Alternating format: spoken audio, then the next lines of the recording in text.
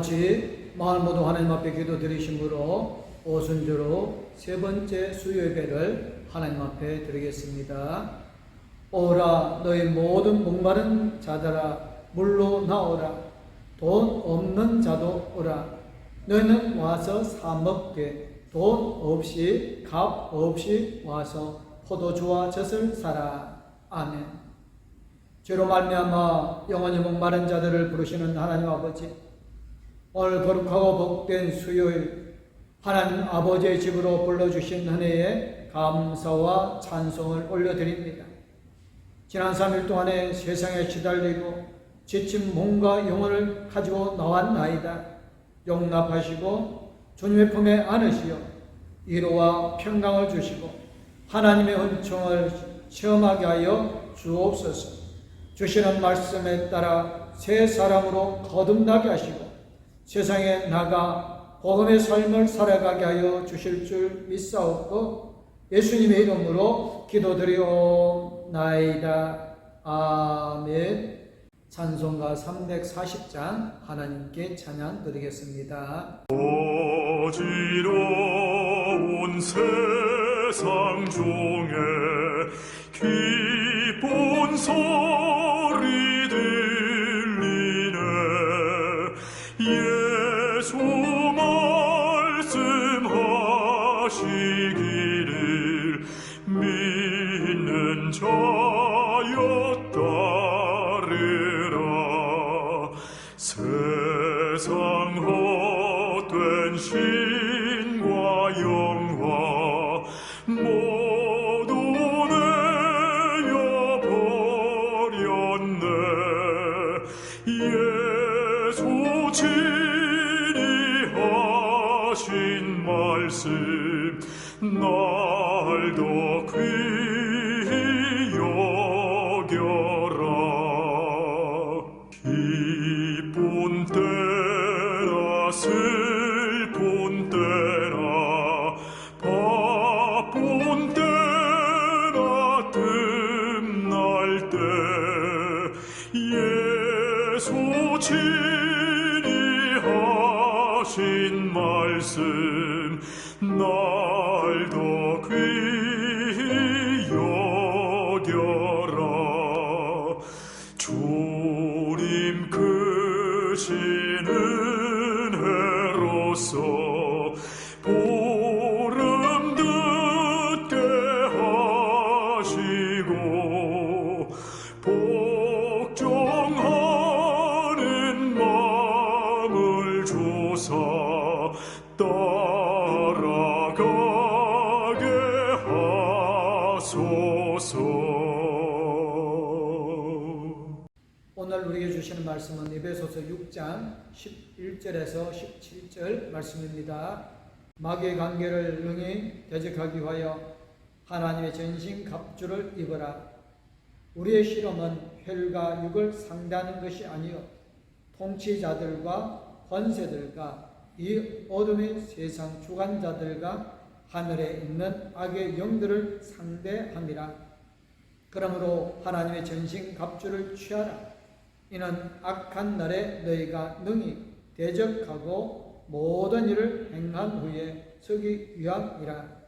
그런즉 서서 진리로 너희 허리띠를 띠고 의의 허심경을 붙이고 평안의 복음이 준비한 것으로 신을 신고 모든 것 위에 믿음의 방패를 가지고 이로써 능히 악한 자의 모든 불화살을 소멸하고 구원의 투구와 성령의 검 곧 하나님의 말씀을 가지라.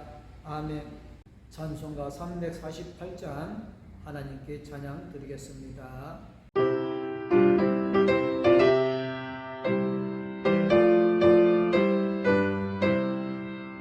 마귀들과 싸울지라 제약 벗은 형제여 담대하게 싸울지라. 저기 악한 적병과 심판날과 멸망의 날 내가 섰는 눈앞에 곧 다가오리라. 영광 영광 할렐루야. 영광 영광 할렐루야. 영광 영광 할렐루야. 곧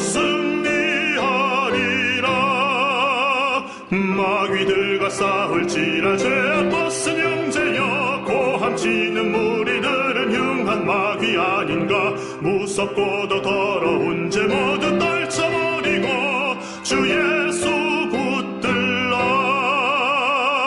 영광 영광 할렐루야 영광 영광 할렐루야 영광 영광 할렐루야 곧 승리하리라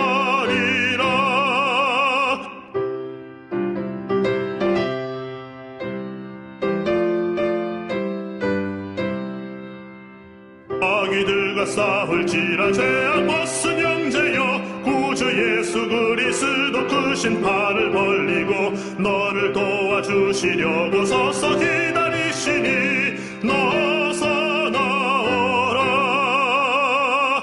영광 영광 할렐루야 영광 영광 할렐루야 영광 영광 할렐루야 곧 승리하리라 깊이 적으면 백정백성이라는 말이 있습니다.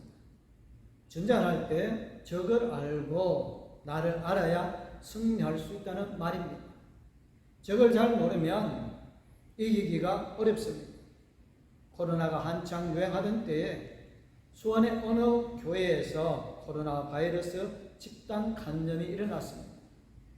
모임 자체에 문제가 있었다기보다 전염병 확산 방지의 목적으로 소금물을 뿌린 것이 오히려 집단 감염의 원인이 되었다는 것입니다. 목적은 선하였지만 제대로 알지 못하고 처리한 일이 안타까운 결과를 가져온 것입니다. 적에 대해 잘 몰라서 일어난 일이었습니다. 적에 대해서 잘 모르는 것도 문제지만 적이 누구인지도 모르는 경우가 더 심각합니다. 자중질환이라는 말처럼 같은 편끼리 싸우면 망하게 되어 있습니다. 그래서 성경은 교훈합니다. 만일 서로 물고 먹으면 피차 멸망할까 조심하라고 갈라디아 5장 15절에서 말씀합니다. 19세기 미국의 역사가이자 철학자였던 윌 둘란트는 문명사를 연구한 후에 거대 문명은 외부에 의해 정복당하기 전에 내부로부터 먼저 무너진다라고 하였습니다. 동지가 되어서 서로 힘을 합쳐야 되는데 서로 적으로 간주하여 싸우면 망하는 것입니다. 대표적인 사례가 미디안 민족이었습니다. 기드온과 300용사가 항아리를 깨뜨리고 나팔을 불 때 소리를 지를 때 미디안 진영에서는 자중질환이 일어났습니다. 자기 편끼리 칼로 찔러 죽였다고 사사기 8장에 기록합니다. 그래서 우리는 우리의 적이 누구인지를 잘 알아야 합니다. 에베소서 6장은 우리에게 영적인 전쟁이 있는데 우리의 영적인 대적이 누구인가 대하여서 설명합니다. 우리의 실험은 헬과 육을 상대하는 것이 아니요 통치자들과 권세들과 이 어둠의 세상 주관자들과 하늘에 있는 악의 영들을 상대함이라고 오늘 본문 6절 12절에서 말합니다. 이 구절에서 우선 우리의 대적이 아닌 것으로 헬과 육을 말하고 있습니다. 여기서 헬과 육이란 사람을 의미합니다. 사람을 구성하는 요소인 피와 살을 사용해 전체인 사람을 나타내는 표현법인데 이런 표현법을 가리켜 대육법이라고 말합니다. 예를 들어서 손이 모자란다는 말에서 손이 일꾼을 나타내는 것과 같은 표현 방식입니다. 그러니까 우리가 싸워야 할 대상은 헬과 육이 아니라는 말씀은 우리가 싸워야 할 대상은 사람이 아니라는 의미인 것입니다. 우리의 대적은 교회와 성도를 핍박하는 사람이 아닙니다. 그러면 우리가 싸워야 할 대상은 누구입니까? 에베소서 6장은 우리가 상대할 대상이 통치자들과 권세들과 이 어둠의 세상 주관자들과 하늘에 있는 악의 영들이라고 말합니다. 이 표현으로 우리에게 네 종류의 대적이 있다는 것으로 생각하기 쉬운데 그런 의미가 아닙니다. 오히려 한 가지 대적을 다양한 방법으로 중복해서 표현을 하는 표현 방법입니다.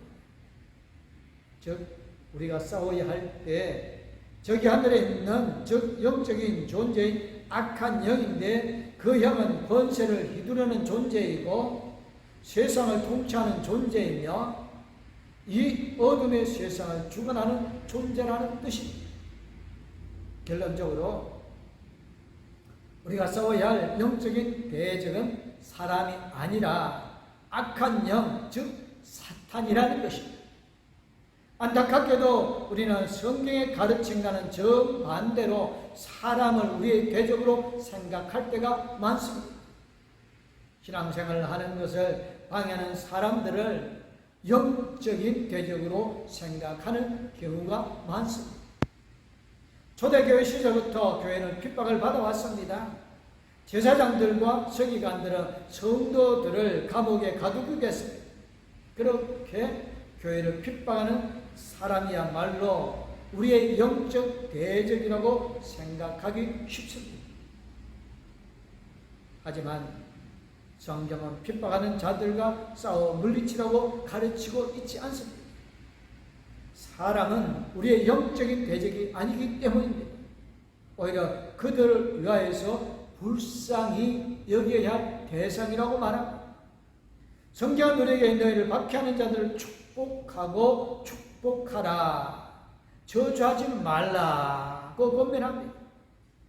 또한 산상수훈에서 예수님은 어를 위하여 핍박받는 자는 복이 있나니 천국이 그들의 것입니다. 나로 말미암아 너희를 욕하고 박해하고 거짓으로 너희를 거슬러 모든 악한 말을 할 때에는 너희에게 복이 있나니 기뻐하고 즐거워하라. 하늘에서 너희의 상이 큼이라. 너희 전에 있는 선지자들도 이같이 박해하였느니라고 마태복음 5장 10절 12절에서 말씀합니다. 예수님께서 십자가에 못 박히시기 전 겟세마네 동산에서 기도하셨습니다. 그 옆 맹들이 다가와서 예수님을 체포하였습니다. 그때 용기 있게 주님을 보호하려고 나선 사람이 있었습니다. 잘 아시듯이 베드로였습니다. 그는 칼을 꺼내 들고 제사장의 사환이었던 말고의 귀를 잘랐습니다. 왜 하필 귀를 잘랐을까요? 사실은 귀를 자르고 싶어서 자른 것일까요? 베드로는 그 사환을 죽이려고 칼을 휘둘렸는데 상대방이 피하면서 귀가 잘렸을 수도 있습니다. 그때 예수님은 감동하시면서 야 진짜 내 제자는 너밖에 없다 라고 하셨습니까? 아니, 오히려 주님은 베드로를 책망하시며 네 칼을 도로 칼집에 꽂으라. 칼을 가지는 자는 다 칼로 망하느니라. 너는 내가 아버지께 구하여 지금 12군단 더 되는 천사를 보내시게 할 수 없는 줄로 아느냐라고 마태복음 26장에서 말씀합니다. 우리의 신앙을 박해하는 사람들은 우리가 싸워서 물리쳐야 할 대적이 아닙니다. 오히려 불쌍히 여겨야 할 대상입니다. 예수님께서 십자가에서 아버지 저들을 사하여 주옵소서, 자기들이 하는 것을 알지 못한 인이다 라고 간구하였습니다. 스데반도 돌아맞아 죽으면서 무릎을 꿇고 기도했습니다. 주여 이 죄를 그들에게 돌리지 마옵소서 하면서 순교했습니다. 우리의 대적은 악한 생각을 부추기는 악한 영입니다. 우리의 진짜 대적은 악한 영입니다. 악한 영은 우리의 마음 속에서 활동합니다. 그러니까 우리의 대적은 우리 밖에 있는 것이 아니라 우리 안에 있습니다. 악한 영은 우리 안에서 악한 생각을 부추깁니다.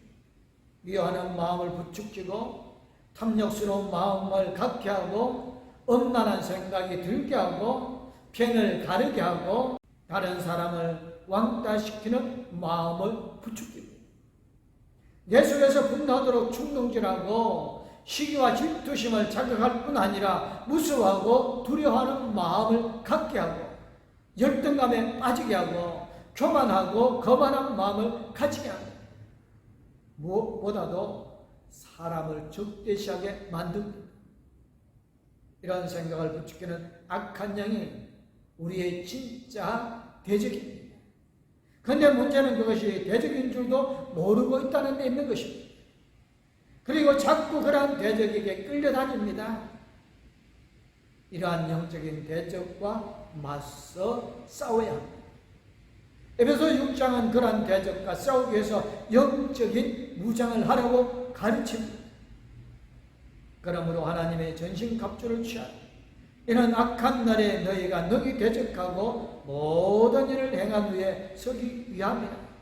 그런즉 서서 진리로 너희 허리띠를 띠고 의의 호신경을 붙이고 평안의 복음이 준비한 것으로 신을 신고 모든 것 위에 믿음의 방패를 가지고 이로써 능히 악한 자의 모든 불화살을 소멸하고 구원의 투구와 성령의 검 곧 하나님의 말씀을 가지라고 에베소 6장 13절에서 17절까지 말씀하여 줍니다. 이 말씀을 해석할 필요가 있겠습니까? 너무나도 분명한 말씀입니다. 우리는 영적인 싸움을 하기 위해서 하나님의 전신 갑주를 입어야 합니다. 진리, 믿음, 평화의 복음, 하나님의 말씀으로 무장해야 합니다. 이 가운데 무엇보다도 중요한 것은 하나님의 말씀입니다. 악한 영이 우리가 하여금 죄를 짓도록 유혹할 때 하나님의 말씀을 떠올리고 말씀으로 악의 소욕을 물리쳐야 합니다. 이게 우리가 싸워야 할 영적인 전쟁입니다. 악한 영은 우리를 어떻게 무너뜨립니까? 평화를 추구하는 자가 복이 있는 것이고 평화를 추구하는 사람이 하나님의 자녀들이라고 불릴 것인데 안타깝게도 우리는 평화를 추구하는 선택을 하지 않습니다. 누군가 신앙을 방해하거나 교회를 핍박하는 것 같으면 찾아가서 항의하고 따집니다. 그래서 교회의 권리를 찾아내는 것이 하나님께 헌신하는 것이라고 착각합니다. 지금 이 시대는 교회가 부당하게 비난을 받고 피해를 당하는 시대입니다. 언론은 마치 교회가 모든 문제의 근원이냐 떠들어대고 있습니다. 그래서 사람들의 분노가 교회로 향하도록 하고 있습니다.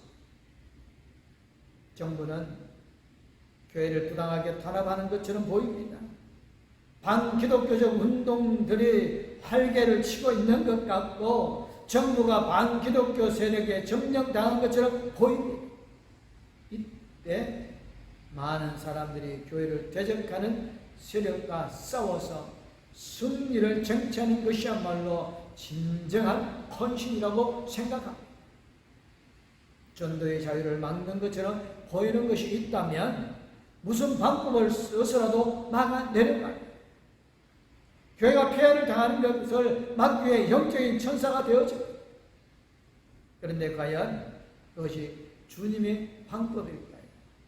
놀랍게도 예수님은 네 칼을 도로 칼집에 꽂으라고 하셨습니다. 베드로가 예수님을 보호하려고 했던 그 행동을 칭찬하지 않으셨습니다. 악한 영은 우리가 정당성을 확보할 때 폭군이 되라고 부추깁니다. 내가 정당하니까 화를 내도 괜찮고 폭력을 써도 괜찮고 갑질을 해도 괜찮다고 부추깁니다.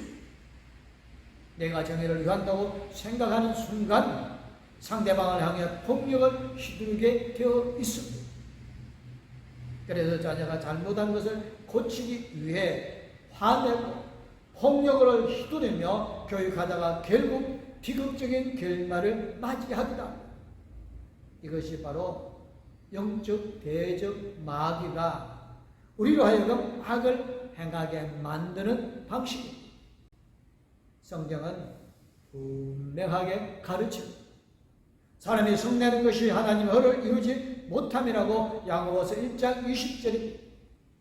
그런데 우리는 성을 내야 하나님을 위해 교회를 보호할 수 있고 정의를 지킬 수 있다고 생각을 합니다. 그것은 사탄이 우리 속에서 우리를 영적으로 무너뜨리려고 주는 생각입니다. 우리는 내가 옳다고 생각하는 순간 악마가 되어집니다. 갑질과 폭력은 정의를 위한다는 맹문하에서 자행하게 되어지는 것입니다. 교회 내의 정의를 위해 두 파로 나누어 서로 싸우는 경우가 참 많습니다. 상대방 측을 사탄으로 규정하고 그런 영적 대절로부터 교회를 지키는 것이야말로 하나님께서 원하는 것이라고 생각하며 싸웁니다. 상대방은 사탄의 무리이니 그들과 싸우는 것은 정당하고 무슨 방법을 써서라도 그 싸움에서 이기려고 합니다.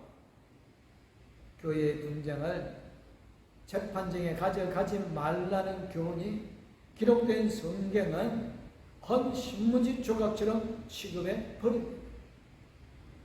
영적인 대적과 싸워 이기는 것이 하나님을 위하는 길이라고 생각하기 때문입니다. 하지만 그것은 베드로의 생각이었고 그 생각을 주님께서는 인정하지 않으셨습니다. 사실 그것은 하나님의 뜻을 정면으로 배척하는 행위가 되어집니다. 사실 그것은 살로 평화를 위해 부르신 주님의 부름에 정면으로 대적한 길입니다. 그러면 그것을 선한 목적으로 위장해 우리를 무너뜨리는 악한 영의 공격에 무참히 패하는 것입니다. 우리는 인자함, 온유함, 사랑, 포용, 너그름과 같은 평화를 추구해야 합니다. 그게 하나님께서 원하시는 것입니다. 왜 우리는 평화를 추구해야 합니까? 그 이유는 평화의 길이 바로 주님께서 가신 길이기 때문입니다. 하나님께서 우리가 하나님의 원수였을 때에 우리를 공격하지 않으셨습니다. 우리를 대적하지 않으셨습니다. 오히려 우리를 위해 그 아들 예수 그리스도를 내어주셨습니다. 주님으로부터 하나님의 용서를 받은 사람이기에 우리는 우리를 박해하는 사람들을 보면서 원수로 갚지 말아야 합니다. 아무에게도 악을 악으로 갚지 말고 모든 사람 앞에서 선한 일을 도모하라 할 수 있거든 너희로서는 모든 사람과 더불어 화목하라. 내 사랑하는 자들아 너희가 친히 원수를 갚지 말고 하나님의 진노하심에 맡기라고 로마서 12장 17절 18절에서 말씀하여 주십니다. 이 말씀을 기억하며 평화의 길을 걸어야 합니다. 아무리 좋은 명분으로라도 우리로 하여금 분쟁을 일으키고 원수를 갚게 하려는 사탄의 유혹을 물리쳐야 합니다.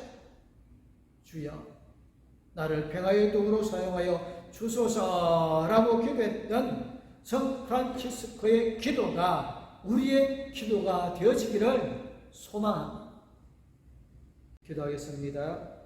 우리를 사랑하여 주시고 우리를 권하게 하여 예수 그리스도를 보내주셔 예수 그리스도를 주라고 영접하게 해주신 하나님 감사드립니다. 우리는 세상을 살아가면서 우리의 진정한 대적이 누구인지를 깨달아 알지 못하고 사람들을 미워하고 시기하고 그들과 분쟁하고 다투었던 적들이 너무나 많았습니다.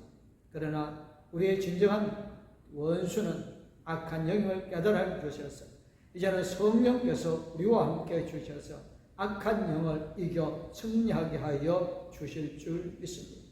오직 하나님의 말씀을 깨달아 알고 하나님의 말씀에 순종하여 승리하는 아름다운 삶을 이루어가게 하여 주실 줄 믿사옵고 지하에서 건져 권하여 주신 우리 주 예수 그리스도의 이름으로 기도드리옵나이다.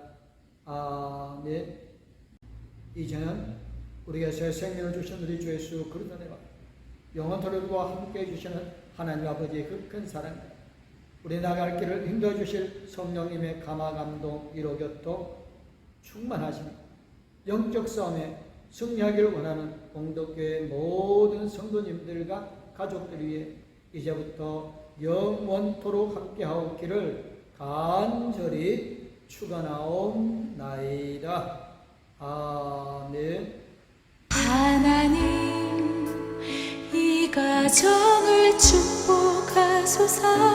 하늘에 신령한 복으로